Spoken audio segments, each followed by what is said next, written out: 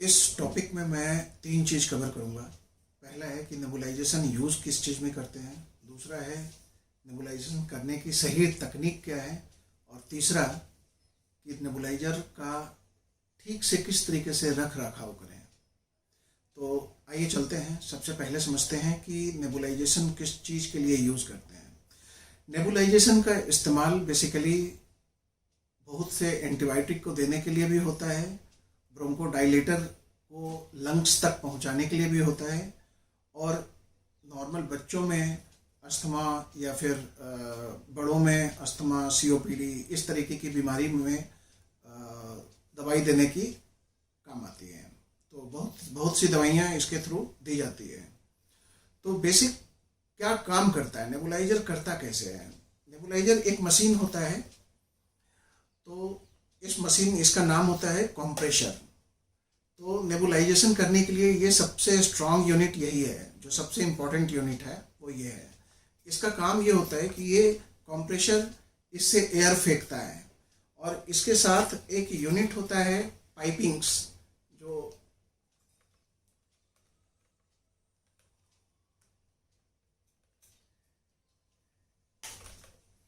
ये पाइप होता है। इस पाइप को 2 एंड होते हैं, दोनों एंड बिल्कुल सिमिलर होता है, कोई डिफरेंस नहीं होता है, दोनों एंड में बिल्कुल सिमिलर होता है। तो आप किसी भी एंड को उठाकर आप इसके अटैचमेंट से जोड़ेंगे इसके साथ। ये नीचे एक खांच बना हुआ है, इसमें डाल दिया। दूसरा एंड इसका चला जाता है नेबुलाइजर के एंड से, नेबुलाइजर से जुड़ जाता है। ये हो गया कनेक्शन। अब क्या है, इसके अंदर डालने के लिए मेडिसिन आती है। तो मेडिसिन का इस्तेमाल कैसे करते हैं कि ये मेडिसिन है, इसको ऊपर से तोड़ते हैं, तोड़ने के बाद इसके अंदर जो है ना डाल देते हैं। और इसमें जब डालते हैं तो ये प्रोसेस आप हमेशा याद रखिए, जब भी आप किसी भी ब्रोंकोडाइलेटर को इस्तेमाल करते हैं, कभी भी इस नेबुलाइजर में, तो आप 2 ml नॉर्मल सलाइन डालना बिल्कुल ना भूलें, बिल्कुल डालिए। क्योंकि अगर इस मेडिसिन को अगर आप देखेंगे तो इस मेडिसिन का वॉल्यूम 2.5 ml के आसपास होता है। अगर 2.5 ml डाल के सिर्फ अगर नेबुलाइज करेंगे तो इसका अमाउंट बहुत ही कम होगा, तो वो हार्डली 2-3 मिनट के अंदर ही खत्म हो जाएगा। तो हो सकता है वो लंग्स तक पूरी तरह से पहुंचे भी ना। तो इसलिए इसमें अगर हम 2 ml नॉर्मल सलाइन डाल देते हैं तो क्या होगा, इसका वॉल्यूम बढ़ जाएगा, और वॉल्यूम बढ़ने के कारण से हम इसको ज़्यादा देर तक इस्तेमाल कर पाएंगे। आमतौर पे नेबुलाइजर कभी भी 10 से 15 मिनट से ज़्यादा यूज़ नहीं करना चाहिए। 10 to 15 मिनट्स बहुत है। इसके बाद अगर आपको नेबुलाइजर यूज़ करना है तो आप जनरली इसको स्विच ऑफ कीजिए, प्रॉपर तरीके से स्विच ऑफ करके फिर से 10 मिनट रुक करके आप इस्तेमाल कीजिए। इसके बाद होता है, इसमें मेडिसिन डालने के बाद इसको बंद कर दिए।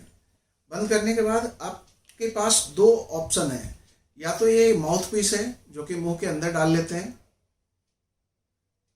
या फिर आपके पास नोज पीस मास्क है। मास्क को आप इस तरीके से लगा करके, और इसमें अटैचमेंट होता है, या तो आप ऐसे अटैच करें या फिर इसके साथ अटैच करें। आपको जैसा सुविधा लग रहा है अटैच कर दें। अटैच करने के बाद अब आप इसको इस्तेमाल करेंगे। तो इसके लिए जो है, सबसे पहले मैं एक चीज़ और बता दूं आपको कि मैं 2 तरीके का नेबुलाइजर आपको दिखा रहा हूं। एक नेबुलाइजर ये है, एक नेबुलाइजर ये है। ये मैंने अपनी बेटी के लिए खरीदा था, क्योंकि थोड़ा बच्चे होते हैं ना, तो थोड़ा कोई एनिमल शेप होने के कारण से जो है ना वो ज़्यादा एक्सेप्ट करते हैं, उस चीज़ को देखते भी रहते हैं, और कभी कभी जो है ना वो बच्चे खुश होते हैं, काफ़ी खुश होते हैं ये एनिमल शेप देखकर। तो मैं इस एनिमल शेप वाले में ही मैं आपको करके दिखाता हूँ। इसका अटैचमेंट मैंने इसके साथ कर दिया। अब इसका कनेक्शन यहाँ मैंने जोड़ दिया। अब आप इसको ऑन करेंगे। ऑन करने के बाद इससे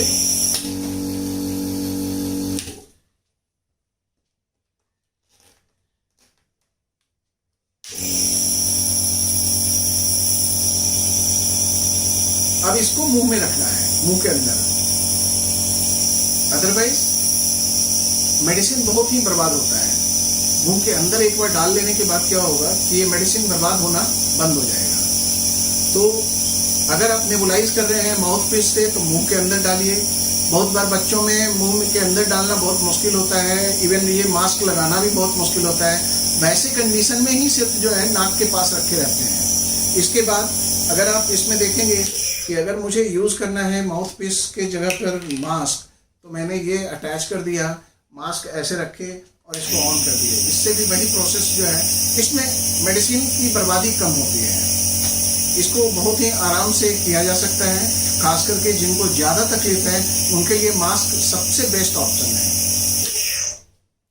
तो इस पूरे प्रोसेस में एक चीज़ हमेशा याद रखना कि जब भी मेडिसिन डालेंगे 2 ml नॉर्मल सलाइन, जो कि केमिस्ट शॉप पे इजीली मिल जाता है, ये 100 ml का बोतल होता है। और 10 ml का बोतल भी, 10 ml का रेस्प्यूल्स भी आता है। जैसे ये है ना, जैसे ये है, इसी तरीके से 10 ml का रेस्प्यूल्स आता है, तो आप उसको खरीद सकते हैं। और 2 ml इसके साथ मिक्स करना है। अगर आप सपोज लिवोलिन डालते हैं या ब्यूरिकॉट डालते हैं तो उसके साथ 2 ml नॉर्मल सलाइन जरूर से डालिए, ताकि इसका इफेक्ट जो है अंदर तक वो ज़्यादा अच्छे से हो सके और ज़्यादा देर तक आप नेबुलाइज कर पाएंगे। अगर आप 10 to 15 मिनट्स नेबुलाइज करते हैं तो निश्चित रूप से ये फ़ायदा करता है। और इसका प्रोसेस भी है कि आप अगर 10 to 15 मिनट्स करते हैं तो आपके लंग्स तक ये पहुंच जाएगा ठीक ठाक। ठीक है, तो ये एक पार्ट हुआ। नेक्स्ट पार्ट है इसका, अच्छा, इसको रखने के लिए इसमें एक अटैचमेंट्स होता है। आप इस तरीके से इसको जब आप यूज़ नहीं कर रहे हो तो इसके साथ जोड़ करके छोड़ दो, ताकि बाद में आप कभी अगर 15 मिनट बाद आप यूज़ करते हो तो उसको यूज़ कर सकते हैं। दूसरी बात होती है कि रख रखाव कैसे करना है। इसका रख रखाव बहुत इंपॉर्टेंट है। नॉर्मली हम नेबुलाइजर के साथ कुछ भी छेड़छाड़ नहीं करते हैं, इसको बिल्कुल भी टच नहीं करेंगे, इसको कोई स्क्रू नहीं खोलेंगे इसका। इसमें सिर्फ ध्यान देना है, इसके साथ एक फिल्टर होता है, फिल्टर को घुमाने से ये फिल्टर निकल जाता है बाहर। ये फिल्टर जब बाहर आ जाता है तो इसके अंदर ये फिल्टर चेंज होता है। ये फिल्टर आप जिस कंपनी का आपने ये खरीदा है नेबुलाइजर, उस कंपनी का बंदा ही आपको फिल्टर अवेलेबल करवा देगा, या फिर आप दुकान पे, शॉप पे जाकर आप खरीद सकते हैं।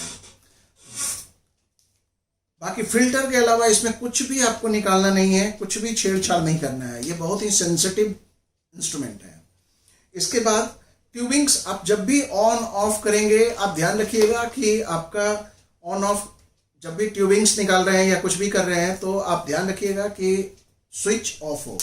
कभी भी स्विच ऑन करके ये सब काम मत करिएगा।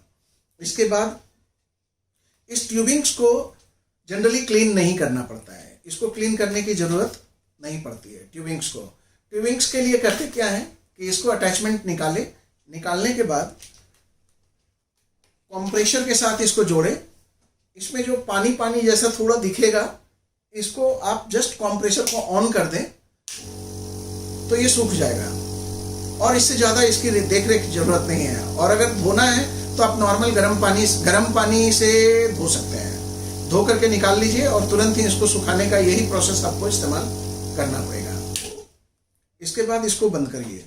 इसके बाद क्या करेंगे, इसका साफ करना जरूरी है। जब भी आप इस्तेमाल करते हैं, आइडियली इसको जब भी इस्तेमाल करते हैं उसके बाद एक बार धोना चाहिए, लेकिन इतना टाइम नहीं होता है, हम लोग इतना बिजी होते हैं कि एक बार पेशेंट को भी देखो, नेबुलाइज करो, फिर धो। मैं समझ सकता हूँ ये किसी के साथ जो है ना पॉसिबल नहीं होगा 100%। तो आप जस्ट इस मास्क को निकालो, इसको ओपन करो, इसका जो मेडिसिन बचा हुआ होगा या थोड़ा बहुत जो बचा हुआ होगा आप इसको डिस्कार्ड कर दो। हमने ये डिस्कार्ड कर दिया। और उसके बाद इसको आपको निकाल लेना है और इसको नॉर्मल पानी से धोइए। और बाकी अंदर का जो अटैचमेंट है ये है, ये सबको आप गर्म पानी में डालकर सर्फ से बढ़िया से क्लीन कीजिए। और क्लीन करने के बाद फिर नॉर्मल पानी में बढ़िया से धोइए, गर्म पानी में धोइए। धो करके तब इसको सूखने के लिए छोड़ दीजिए। थोड़ी देर आप सूखेगा, उसके बाद ये यूज़ करने लायक हो जाएगा। नॉर्मली हम लोग आधा घंटा का सलाह देते हैं कि आप कम से कम आधा घंटा पानी के अंदर गर्म पानी में डाल के छोड़िए। गर्म पानी में ही सर्फ थोड़ा सा घोल दीजिए और उसके अंदर इसको डाल दीजिए। सर्फ जो है वो आप अभी सुने होंगे कि कोरोना के लिए भी डिटर्जेंट का इस्तेमाल बहुत ही सही होता है कि अगर कोई चीज़ क्लीन करना हो तो आप डिटर्जेंट यूज़ कर सकते हैं। तो इसके लिए भी वही है, हम डिटर्जेंट ही यूज़ करेंगे, या अगर ज़रूरत हो तो आप बीटाडीन लिक्विड यूज़ कर सकते हैं। इसको करने के बाद हमारा माउथ पीस को भी पानी के अंदर गर्म पानी में डिटर्जेंट के साथ डालेंगे और ये मास्क भी डालेंगे। लेकिन ध्यान रखिएगा, मास्क का ये जो अटैचमेंट होता है, ये अटैचमेंट हो सकता है कि भीगने के बाद ये खराब हो जाए। तो आपको सिर्फ मास्क का अगर पॉसिबल हो सके तो मास्क को इस तरीके से डालिए जिससे कि आपका पूरा का पूरा ये आइटम जो है ना वो भीगे नहीं।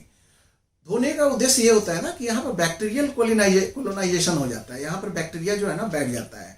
आप जो ये एरिया है ना, इस एरिया में हो सकता है बैक्टीरिया बैठ जाए, तो नेक्स्ट टाइम जब हम नेबुलाइज करेंगे तो ये बैक्टीरिया हमारे नाकों के थ्रू हमारे लंग्स के अंदर जा सकता है। तो इससे बचाव के लिए ही सिर्फ हम धोने की सलाह देते हैं। बाकी नेबुलाइजर को कभी भी हम टच नहीं करते हैं, किसी भी तरीके से नेबुलाइजर को हम धोने की कोशिश नहीं करते हैं या इसको कभी भी खोलने की कोशिश नहीं करते हैं।